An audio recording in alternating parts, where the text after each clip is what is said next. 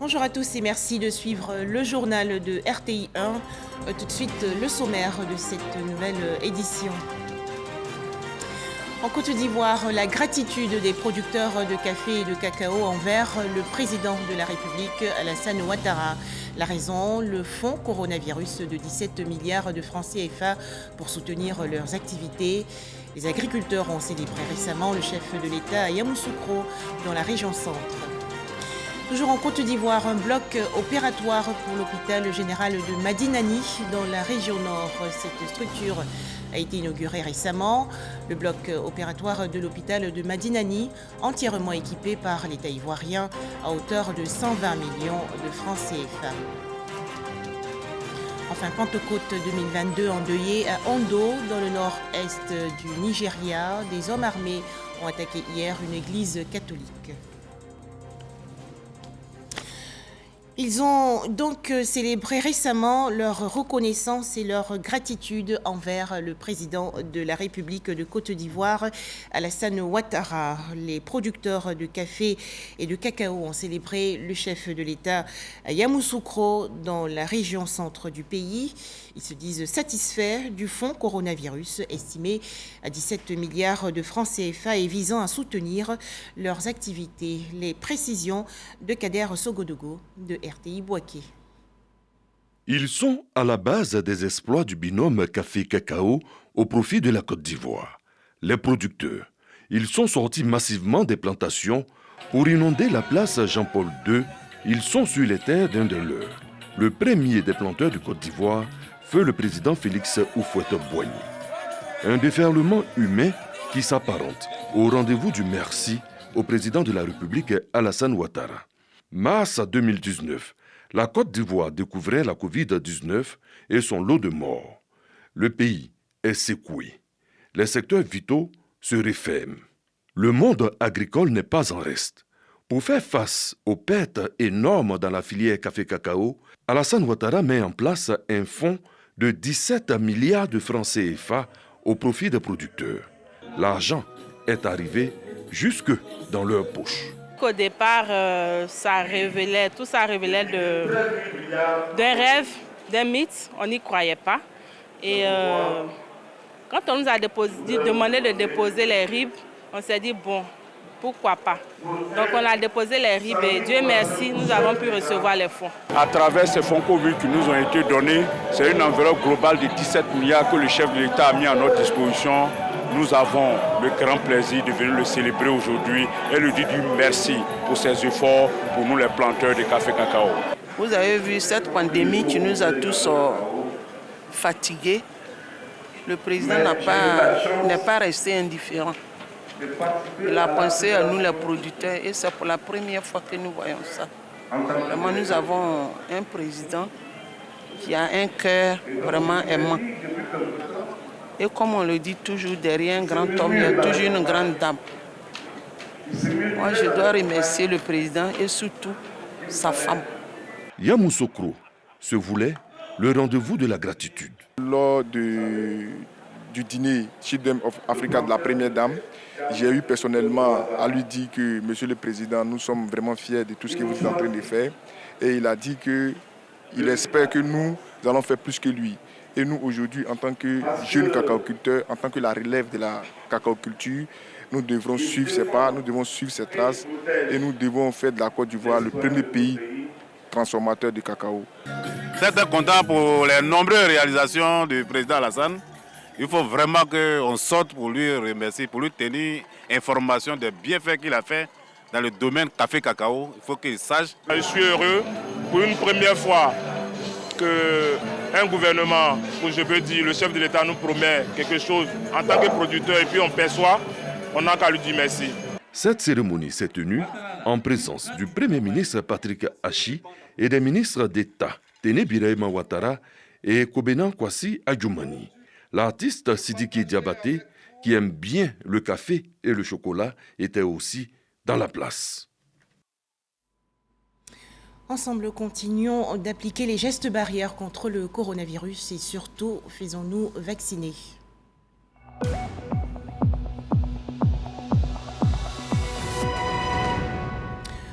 Les chiffres du coronavirus en Côte d'Ivoire. 25 nouveaux cas de coronavirus ont été enregistrés hier par le ministère de la Santé, de l'Hygiène publique et de la couverture maladie universelle.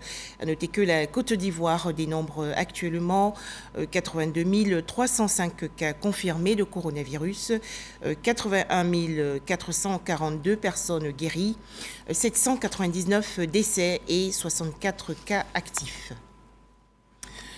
Deuxième titre de ce journal est direction Madinani, dans la région nord du pays. L'hôpital général a désormais un bloc opératoire. Cette structure construite par la mairie est entièrement équipée par l'État de Côte d'Ivoire à hauteur de 120 millions de francs CFA a été inaugurée récemment. Les détails, Eugène Atoubé. Promesse avait été faite par le maire de la commune de Madinani aux autorités sanitaires de la ville, doter l'hôpital général de cette localité d'un bloc opératoire de gynéco-obstétrique. Un manque aujourd'hui comblé qui a fait l'objet de nombreux plaidoyers du personnel soignant de cet hôpital et dont les populations, la clientèle particulièrement, ont longtemps souffert. J'ai été victime d'une évacuation. On nous a dit comme ça que comme le manque de matériel ici, on nous a évacués directement sur le dîner. Maintenant qu'il y a le bloc, vraiment c'est un soulagement. La dernière communication que j'ai eue avec le directeur de cabinet du ministre de la Santé, et ils nous ont dit que d'ici le mois d'août, nous aurons déjà le gynécologue qui sera affecté et en plus, ils vont nous affecter également un chirurgien. Le bloc opératoire de l'hôpital général de Madinani, un investissement de plus de 20 millions de francs CFA autorisé par l'ensemble des conseillers municipaux. La remise officielle de l'ouvrage au ministère de la Santé, de l'Hygiène publique et de la couverture maladie universelle a été l'occasion pour le maire Fani Siaka de rappeler aux populations que la santé est inscrite au rang des priorités des projets d'investissement de la commune de Madinani. Illustration, le nouvel acquis de l'hôpital général. Ce bloc opératoire vient améliorer le plateau technique de l'établissement et assurer une offre de soins de qualité. L'appel que je lance, c'est l'incitation à tout moment, en direction de ces populations-là, de venir à l'hôpital lorsqu'ils sentent le premier signe de malaise. Qui plus est, nous avons l'équipement de toute première génération. Désormais, il y a un bloc de proximité à Madinani qui va prendre en charge les évacuations de la partie est de la région sanitaire de Kabadou.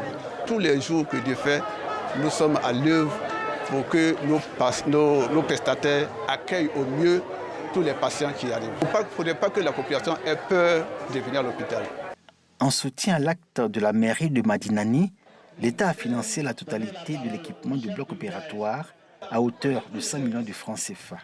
Pour rappel, la première pierre de l'ouvrage a été posée en août 2020 par l'actuel président du Conseil économique, social, environnemental et culturel, Eugène Akaoulé, alors ministre de la Santé et de l'Hygiène publique. Encourager les populations à rendre les villes et villages du pays plus propres, c'est l'objectif de l'opération Grand Ménage. La 53e édition a été lancée récemment à Bouaké, dans la région centre. C'est une initiative du ministère de l'Hydraulique, de l'Assainissement et de la Salubrité. Djeneba Ouattara et Kader Sogodogo de RTI Bouaké. Le ministre de l'Hydraulique, de l'Assainissement et de la Salubrité à Bouaké. C'est dans le cadre du lancement de la 53e édition de l'opération Grand Ménage.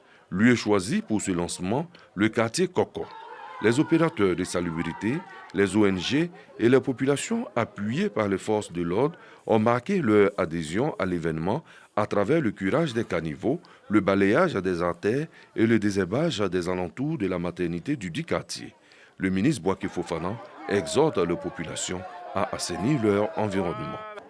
Il faudrait que ça devienne une activité normale, que le premier samedi du mois, on se retrouve, toutes catégories confondues, les autorités, les constitués, les femmes, les jeunes, pour entretenir notre environnement. Occasion pour le ministre d'annoncer le projet de loi portant code de l'hygiène et de la salubrité adopté par le gouvernement qui entrera en vigueur dans 6 mois. Il y a un code qui est en route. Le gouvernement l'a déjà adopté. Nous attendons que nos parlementaires le vote. Et il prévoit également des sanctions. En plus des sanctions pécuniaires, en plus des amendes, il y a aussi des sanctions pénales. Des gens peuvent aller en prison parce qu'ils ont déposé les ordures à un endroit où on n'a pas déposé les ordures. Les autorités municipales et les responsables de structures de lutte contre l'insalubrité sont engagés à accompagner les actions de l'État. C'est un premier départ encore. C'est d'améliorer encore ce qu'on est en train d'entamer et de bien faire la visibilité et surtout maintenir Bouaké ville propre. Les populations de Bouaké sont engagées à rendre leur cadre de vie un peu plus agréable et avec leur soutien certainement on aura plus de moyens pour que vraiment tous les samedis, les premiers samedis du mois, qu'on puisse faire le grand ménage comme il a souhaité à Bouaké. Au cours de cette activité, les ONG œuvrant volontairement pour la propriété de la commune et les forces de l'ordre ont reçu des récompenses en numéraire pour leur engagement dans la lutte contre l'insalubrité.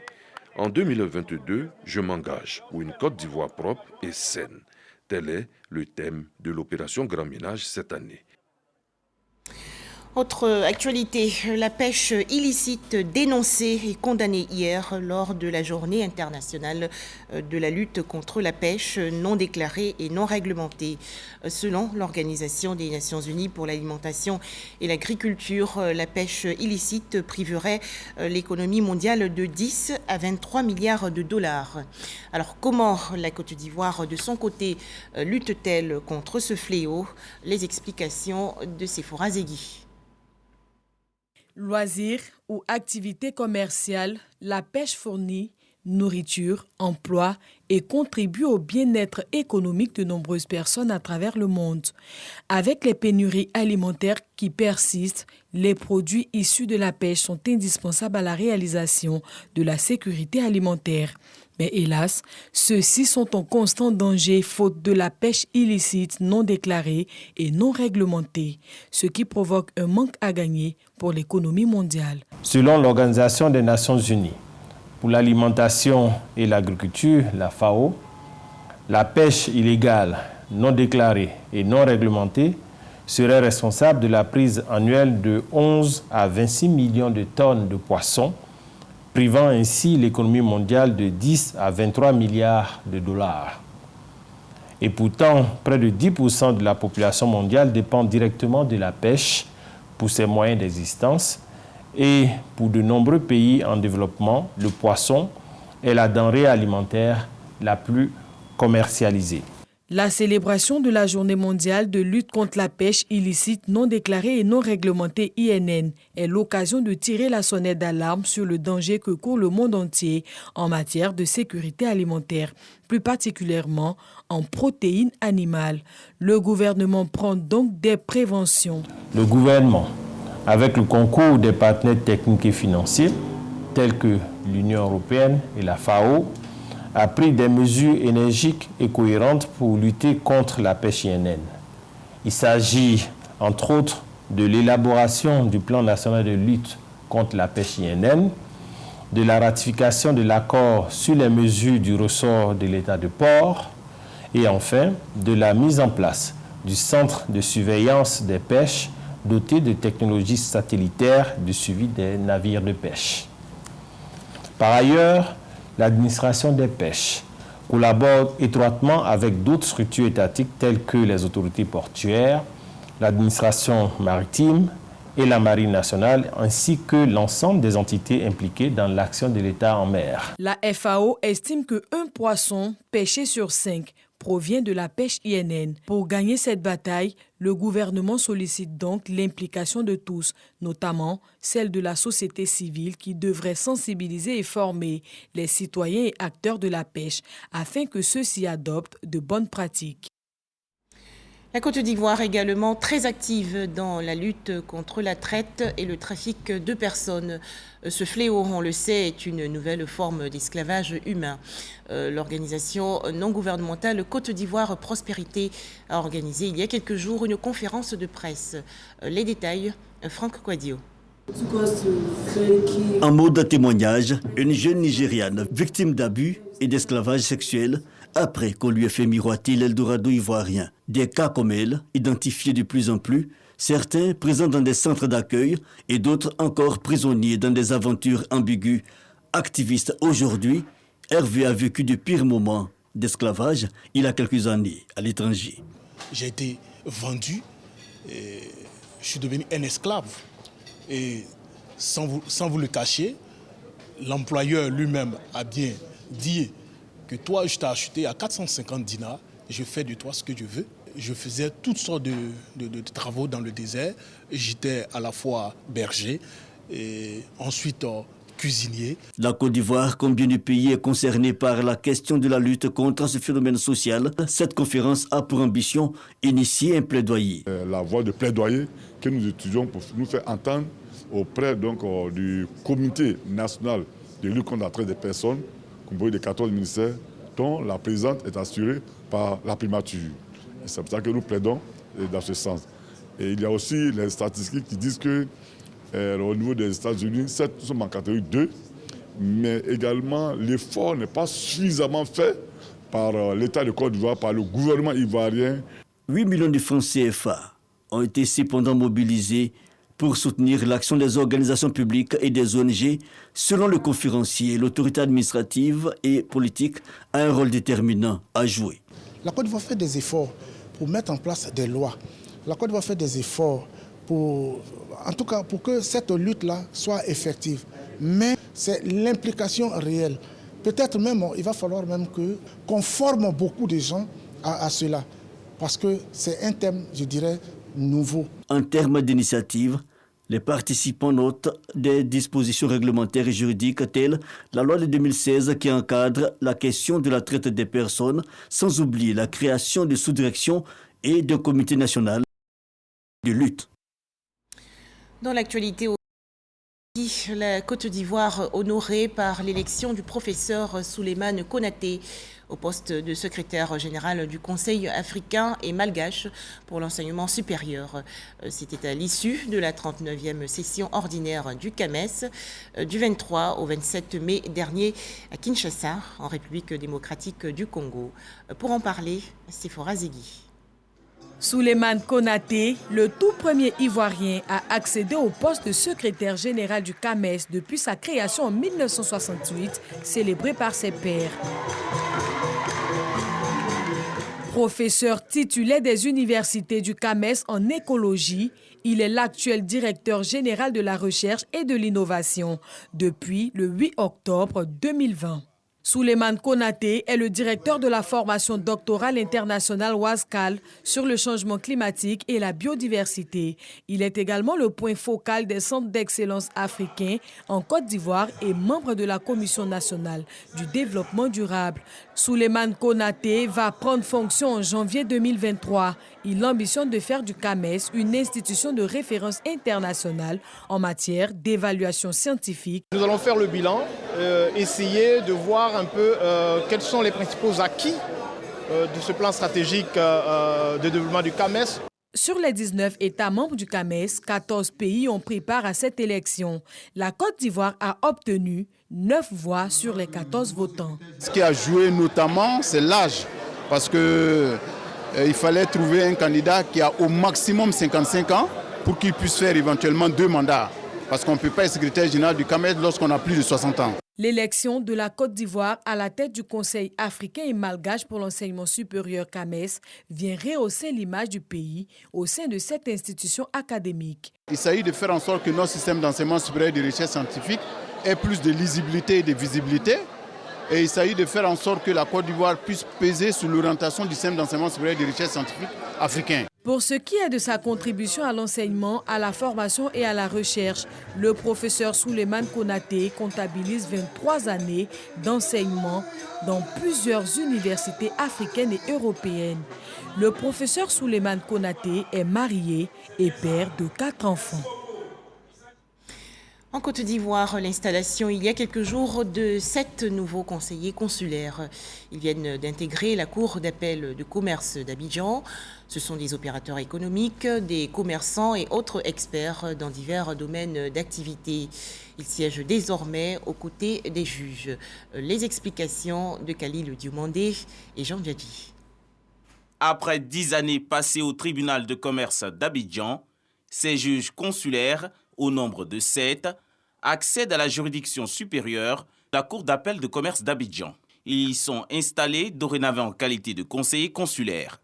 Aux côtés des juges professionnels, ces experts dans leurs différents domaines d'activité auront pour mission d'apporter leur éclairage technique en matière de litiges commerciaux. C'est une fierté pour nous d'occuper ce poste aujourd'hui. C'est un défi à relever compte tenu de la qualité des décisions qui sont rendues. Nous allons nous atteler à atteindre cet objectif. L'expérience acquise au tribunal du commerce va profiter.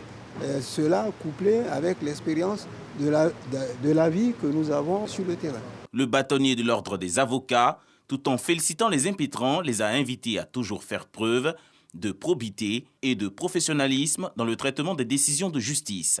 Vous devriez vous atteler à relever le défi de la compétence professionnelle pour une justice de qualité impartiale, à toute forme de pouvoir, qu'il soit politique, financier ou familiaux. Justice de qualité procédant d'une bonne application de la loi, justice de qualité rendue dans des délais raisonnables. Le barreau, quant à lui, se tient et se tiendra à vos côtés pour vous aider à parfaire votre mission. Les conseillers consulaires sont nommés par le garde des Sceaux, ministre de la Justice et des Droits de l'Homme. Ils ont un mandat de 3 ans renouvelable. Un tout autre sujet à présent et découvrons cette école de formation agricole pour Ferrantella, localité située dans la région nord-ouest du pays. Objectif, développer l'autonomisation de la jeunesse et booster le développement de la région. C'est une initiative de la Mutuelle pour le développement économique et social. Les précisions de Jean Djadi. Chant des réjouissances et danse dans le village de Ferrantella, dans le département de Ouadénou. Ici, la chefferie, l'imama et les populations se mobilisent pour exprimer leur gratitude à leur bienfaiteur, le ministre Moussa Sanogo. Ils bénéficieront d'une école de formation agricole, EFAF, longtemps laissée à l'abandon et dont les travaux ont repris grâce aux fils de la région. Équiper l'école de formation agricole de Ferrantella en infrastructure et développer les activités génératrices de revenus pour les jeunes, des priorités pour la mutuelle de Ferrantella dénommée Betaco. Nous n'aurons de cesse de vous traduire leur infinie gratitude pour la grande sollicitude que vous manifestez avec tant de générosité à l'égard du BAFI en général et de Ferrantella en particulier. Le ministre Moussa Sanogo a invité les populations à œuvrer pour la continuité des actions de développement dans la localité. Je suis encore plus impressionné par cette retenue d'eau qui a été créée. Une fois qu'on a de l'eau, on est capable de faire tellement de choses, tant au niveau de l'agriculture que la pisciculture. Et ça, c'est une chance énorme. Une visite des potagers et des différentes composantes de l'école de formation agricole de Ferrantella ont mis fin à la rencontre entre le parrain Moussa Sanogo et les ressortissants de ledit village.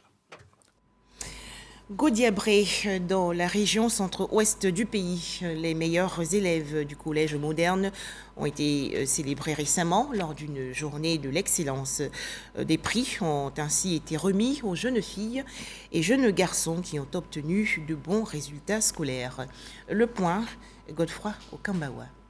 Avec 16,58 de moyenne, Kofi Christian Wilfried, 12 ans à peine, de la classe de 6e, est le major des majors du collège moderne de Gaudiabré, établissement secondaire situé à 3 km de Gagnoa. Comment je fais pour être meilleur? C'est que je prends mon cahier, j'étudie, je fais des exercices dans mes activités.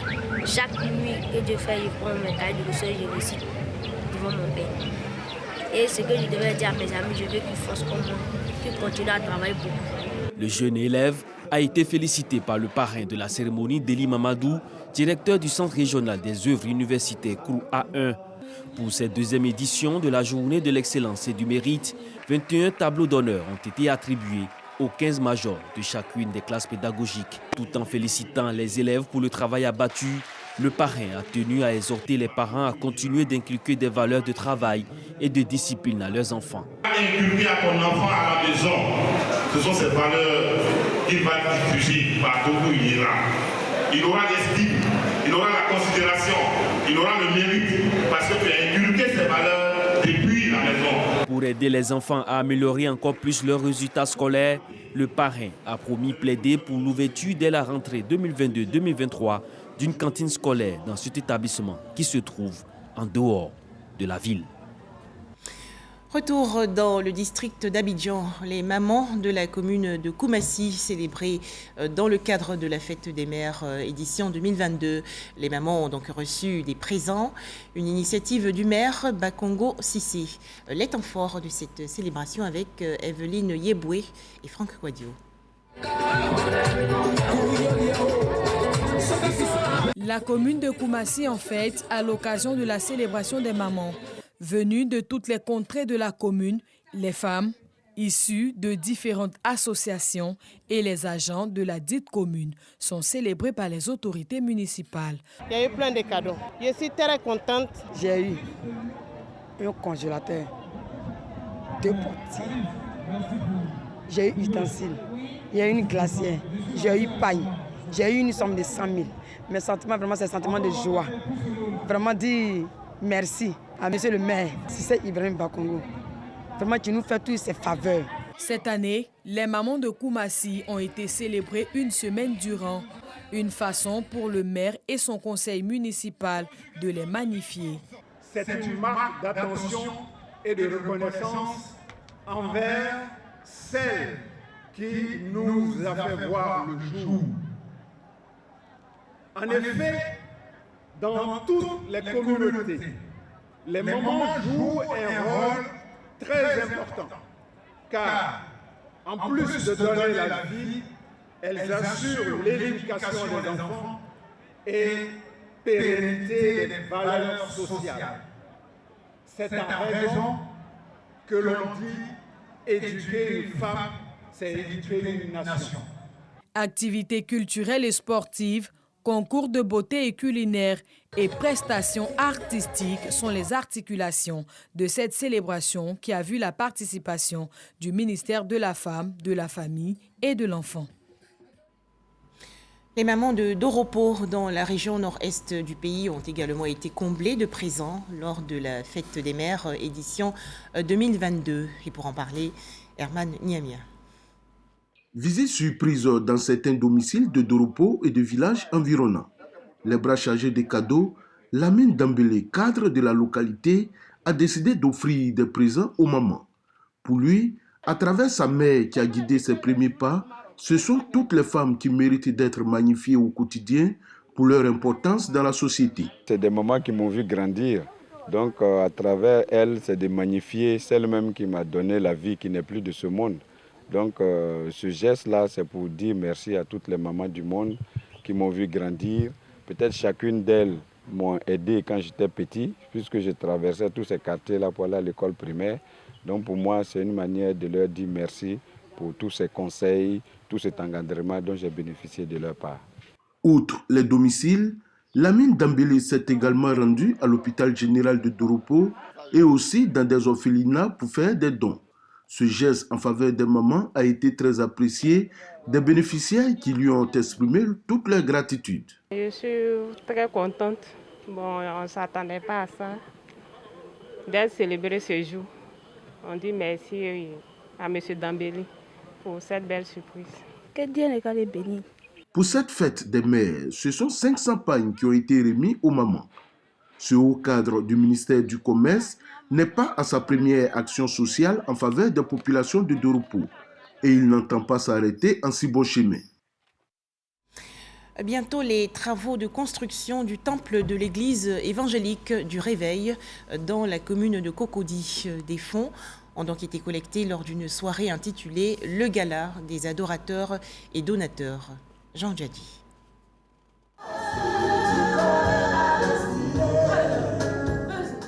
Moment d'adoration, de partage, de vente aux enchères, de prière et d'action de grâce pour les fidèles de l'église évangélique du Réveil de Cocody, temple de la cité des Oliviers.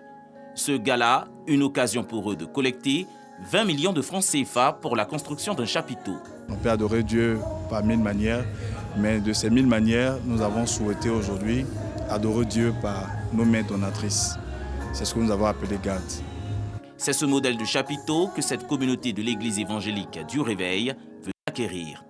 Cet édifice leur permettra de s'offrir un cadre de prière agréable, mais surtout d'éviter la fuite de toute nuisance sonore dans leur quartier. C'est vraiment essentiel pour nous, la communion fraternelle. C'est pour cela que la solidarité au sein de l'Église est un élément important qu'il faut mettre en pratique, parce que l'Église doit soutenir ceux qui sont dans les besoins. Nous sommes dans un quartier de haut standing tel que Cocody, qui désire que les riverains ne soient pas embêtés par le bruit, je veux dire par le son que produisent nos cultes et autres. La communion fraternelle, la cohésion et le partage ont aussi meublé cette cérémonie. Le cinéma ivoirien en deuil. Le cinéaste, producteur et réalisateur lanciné Fadika Kramo est décédé hier, dimanche 5 juin 2022 à Abidjan. Lanciné Fadika Kramo avait reçu en 1981 les talons du Yenenga au 7e Festival panafricain du cinéma et de la télévision de Ouagadougou, le FESPACO. Enfin, célébration de la Pentecôte 2022, malheureusement endeuillée dans l'état de Ondo, dans le sud-est du Nigeria. Des hommes armés ont attaqué hier une église catholique, tuant de nombreux fidèles. Le président de la République du Nigeria, Muhammadu Buhari, a condamné le meurtre odieux de fidèles. Voilà, c'est la fin de ce journal. Je vous souhaite à tous un excellent repos en ce lundi de Pentecôte 2022.